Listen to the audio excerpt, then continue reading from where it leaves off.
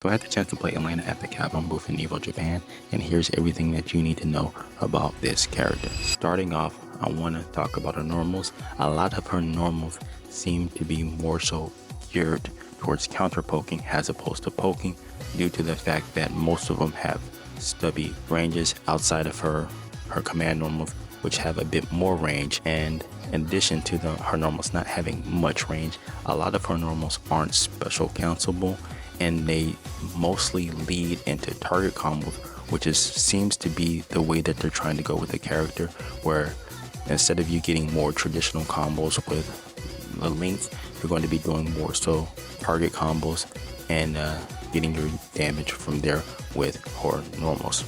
Also, her walk speed doesn't seem to be the best. It seems about pretty average. I think Capcom made very careful to not make her like she was in 4, where she was an absolute monster on the ground.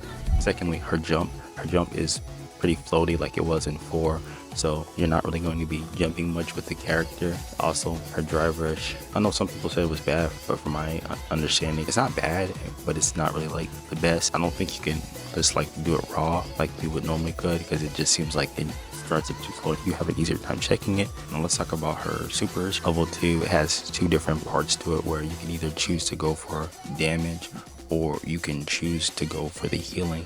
And I want to say the healing does about between like 15 and 20% decent amount of health. So I do think in certain situations it's probably going to be worth it for you to go for a healing.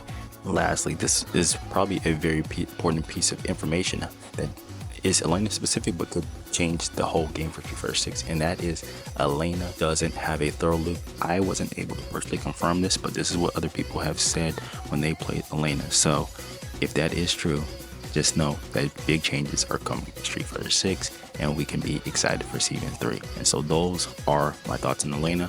Follow me for more content.